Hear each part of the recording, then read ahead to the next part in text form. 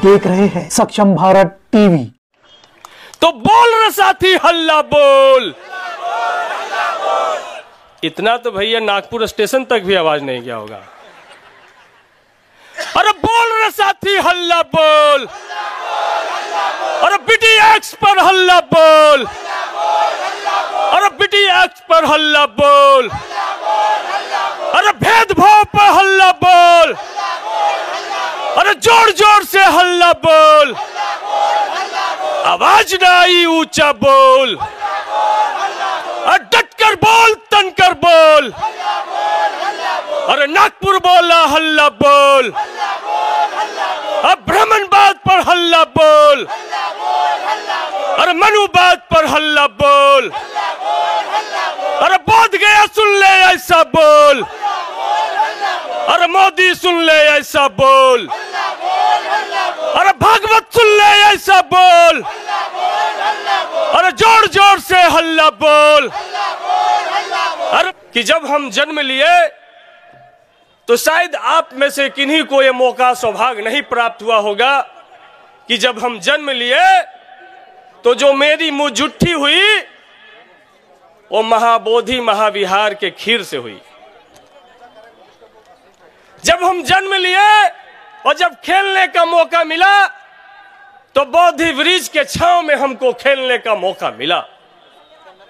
और जब हम विधायक बने तो जो सदियों से जो बहुजन समाज के अंदर जो एक दर्द था, उस दर्द को हम महसूस कर रहे थे कि गौतम बुद्ध पूरी दुनिया में आजादी से विचरण कर रहे हैं, लेकिन जहां पे ज्ञान अर्जित किए वहां पे गौतम बुद्ध के विचारों को और गौतम बुद्ध को जंजीरों में कैद कर दिया गया। इसलिए हमने सदन में आवाज उठाई और आपसे हम कहने आए हैं कि आकाश लांबा जी ऑल इंडिया बौद्धिस्ट फोरम बना करके उन्होंने एक प्लेटफॉर्म बनाया।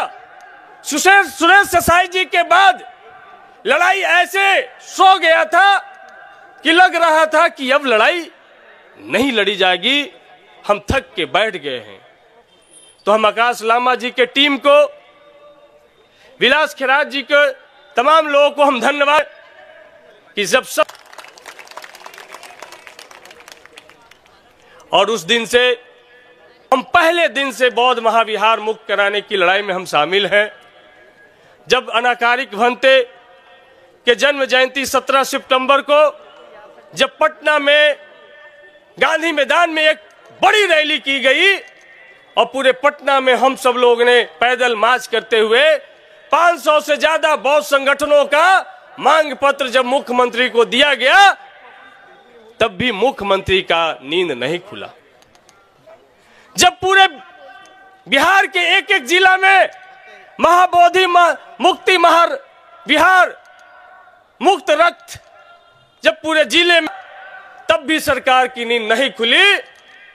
तो 12 माघ पूर्णिमा 12 फरवरी को भंते आकाश लांबा जी की पूरी टीम ने वहीं पे अनशन पे बैठना कबूल किया कि जब तक महाबोधि महाविहार को हम मुक्त नहीं कराएंगे हम इस बोध गया से नहीं उठेंगे।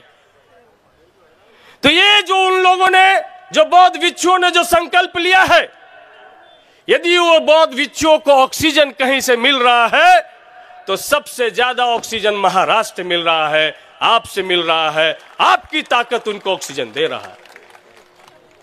इसलिए आप तमाम लोग से हम कहने आए कि आज हमने सदन में कहा कि जब आर्टिकल 26 यहां पर है जिसमें प्रत्येक नागरिक को धार्मिक स्वतंत्रता का अधिकार है, उसको धर्म मानने का, उसके धार्मिक स्थल को संरक्षित करने का, उसको प्रबंधन करने का उसको अधिकार देता है, तो ये बौद्ध धर्म के लोगों पर क्यों नहीं लागू होता? अध्यक्ष महोदय, BTMC एक्ट 1949 संविधान लागू होने से पहले का जो एक्ट चल रहा है, जब संविधान लागू हो गया तो उस एक्ट को तो स्वतः खत्म हो जाना चाहिए था, लेकिन ये बौद्धों पर क्यों थोपा जा रहा है महोदय? ये बौद्धों के साथ में न्याय है कि नहीं? यदि ये सिर्फ बौद्धों के साथ में हो रहा है तो दूसरे धर्म के लोगों के साथ में क्यों नहीं यही भेदभाव हो? और यदि बौद्ध मंदिर में यदि हिंदू सभी का खून शामिल है इस देश की मिट्टी में, किसी का बाप का हिंदुस्तान थोड़ू है। तो आज बौद्ध धर्म में जब 1949 से उससे पहले से आग लगा हुआ था तो लोग घर में बैठे थे, आज उनके भी घर में आग लगा है, कल और लोगों के भी घर में आग लगा है। और भारत के तथाकथित हिंदुओं 3% वाला को छोड़ करके बाकी कोई आपका अधिकार नहीं है। इसीलिए हमने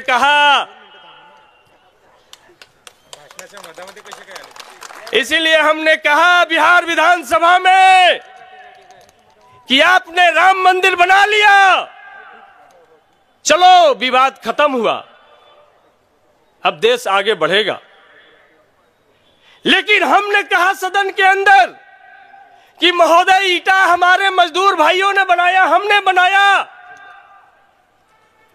चौखट हमारे बड़ी भाई ने बनाया, घंटी उसमें हमारा ठठेरा भाई ने बनाया, लोहार भाई ने बनाया, और मूर्ति महोदय कोई पत्थलकट्टी का जो चमार जाति का जो मूर्तिकार है उसने जाके बनाने का काम किया। उसमें जादव जी के यहां से, ग्वाला भाई के यहां से दूध आता है, उसमें कोयरी कुर्मी के खेत से कोई माली फूल तोड़ करके लाता है, और जो बजने वाला शंख उसमें महोदय कोई मछुआरा भाई समुद्र में से गोता लगा करके आता है। लेकिन जब शर्म तो तब होता है महोदय कि जब उसमें प्राण डाला जाता है तो हमारी भारत की राष्ट्रपति द्रौपदी मुर्मू जी को भी नहीं बुलाया जाता है, क्योंकि हम आदिवासी हैं, दलित हैं, अछूत हैं महोदय। यह है आपका स्थान। हमने सदन के अंदर कहा कि इस देश में अखिलेश यादव यूपी जैसे राज्य का मुख्यमंत्री बन सकते हैं, तेजस्वी यादव बिहार जैसे राज्य के डिप्टी सीएम बन सकते हैं, लेकिन जब अखिलेश यादव जी मुख्यमंत्री पद से हटते हैं तो उनके आवास को जब खाली किया जाता है तो उनके आवास को गंगा जल और गाय का मूत्र मिला करके शुद्ध किया जाता है। क्या अखिलेश यादव का गाय के मूत्र भर भी वैल्यू नहीं है भैया? सवाल है कि नहीं है? तो हम हिंदू कैसे हैं? यदि हम हिंदू होते भारत के बहुजनों, तो राम मंदिर में 1 लाख करोड़ से ज्यादा चढ़ावा आ गया है, उसमें से कुछ तो हमको मिला होता कि खाली 3% वाला एंटीना वाला बैठ के खाता। सवाल ये है। तो इसलिए आप तमाम लोगों से बोध गया जो तथागत गौतम बुद्ध की ज्ञान स्थली है, वहां से चल करके बाबा साहब भीमराव अंबेडकर की दीक्षा भूमि में हम आए हैं। आपसे आज भिक्षा मांगने आए हैं। इस महाबोधि महाविहार में आपका योगदान मांगने आए हैं। इस महाबोधि विहार में आपका बलिदान मांगने आए हैं। इस महाबोधि विहार में आपका साथ मांगने आए हैं। क्या आपका साथ मिलेगा?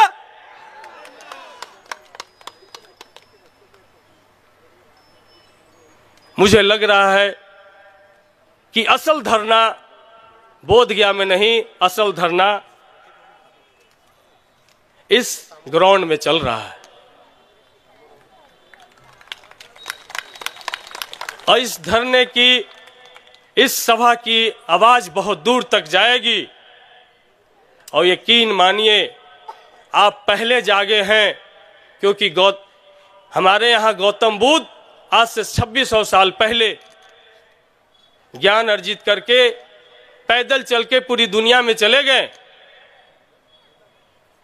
लेकिन 3% वाले एंटीना वाले के लोग पुष्पक विमान से उड़ते उड़ते भारत के सीमा से भी बाहर नहीं जा पाए। तो हम आपसे कहने आए हैं कि जो भारत में बौद्ध धर्म को जो खत्म कर दिया गया था, विलुप्त कर दिया गया था, उसका पूर्ण जागरण का जगह नागपुर है, जहां पे 14 अक्टूबर 1956 को बाबा साहब भीमराव अंबेडकर ने अपने 5 लाख से ज्यादा अनुयायियों के साथ में धर्म दीक्षा लेकर के भारत में पुनः बौद्ध धर्म की जागृति की है, तो आप जागे हुए लोग हैं। तो हम चाहते हैं, हम आपको आमंत्रण करने आए हैं कि आप हजारों की संख्या में नहीं, लाखों के संख्या में इस महाबोधि विहार मुक्ति आंदोलन में अपना योगदान देने के लिए बोध गया की तरफ कूच कीजिए। और जिस दिन लाखों की संख्या में बोध गया आप कूच करेंगे, हम आपको यकीन दिलाते हैं कि बिहार के गांव-गांव से गरीब गुरबा अपना सत्तू बांध के, अपना लिट्टी बांध के बोध गया की तरफ कूच करेगा। और जब तक महाबोधि विहार को हम मुक्त नहीं कराएंगे, तब तक हम घर वापस नहीं जाएंगे। यह हम आपको विश्वास और संकल्प दिलाने आए हैं। इसीलिए साथियों, आज सदन में हमने शुरू किया, दर्जनों विधायकों ने बिहार विधानसभा में इस सवाल को उठाया, पार्लियामेंट में भी सवाल उठ रहे हैं, राज्यसभा में भी सवाल उठ रहे हैं। अब आपके यहाँ के रामदास अठावले साहब से हम उम्मीद करते हैं कि मंत्री तो आप लगते हैं मरते दिन तक के रहिएगा, तो यदि अमर होना चाहते हैं तो आप भी नरेंद्र मोदी को कहिए कि महाबोधि महाविहार बौद्धों को हाथ में दो, नहीं तो अपना मंत्री पद रखो अपने पास, हम चले महाबोधि महाविहार की लड़ाई में। यदि आप चाहते हैं तो एक काम आपको करना होगा, और नहीं तो मीठा मीठा गप गप, कड़ुआ कड़ुआ थू थू ये नहीं चलेगा। हंसिएगा भी और गाल भी फुलाइएगा, ब्राह्मणवाद को भी बढ़ाइएगा, बौद्धिज्म को भी बढ़ाइएगा। तो इसीलिए आज एक उम्मीद की किरण हमको यहां से दिख रहा है, और हम और ताकत लेकर के आपसे के बीच से जाएंगे, और क्षमता लेकर के जाएंगे, और पूरी ताकत के साथ बौद्ध महाविहार को मुक्त कराने की लड़ाई में अपना सब कुछ निछावर कर देंगे। और हम आपको यकीन दिलाते हैं कि जान जाए तो जाए, महाबोधि हाथ से ना जाए, ये संकल्प लेकर के हम यहाँ से जाएंगे। इसीलिए आज विलास खैरात जी को, उनके टीम के सारे लोगों को बहुत बहुत धन्यवाद देते हैं, बहुत बहुत साधुवाद देते हैं। और बाबा साहब की धरती है, बाबा साहब के लिए एक लाइन बोल के हम अपनी बात को खत्म करेंगे कि तपाते लौह को जब पीटते तलवार बनता है, रगड़ते पत्थरों पे तब कहीं जाधार बनता है, और तीसना की लौ में जो वेदना उबाल लेती है, गगन को भेदने वाला वही डॉक्टर अंबेडकर जैसा ललकार बनता है, ललकार बनता है, ललकार बनता है। और आज तक हमने हजारों सभा अटेंड किया, लेकिन दुनिया में इतना डिसिप्लिन सभा कोई नहीं हो सकता है। ये अंबेडकर फूले पेरियार बूथ के मानने वाले इसके उदाहरण हैं कि इतना डिसिप्लिन सभा भी हो सकता है कि एक आवाज कहीं से, एक मंच के अलावा कोई दूसरे जगह से आवाज कहीं से नहीं आ रहा है। ये हमारा समर्पण, ये हमारा डिसिप्लिन बताता है। लेकिन हमको तो हल्ला बोलना होगा, इतना जोर से हल्ला बोलना होगा कि बोधगया में जो बैठा हुआ पंडा उसके कान तक पहुंचना चाहिए।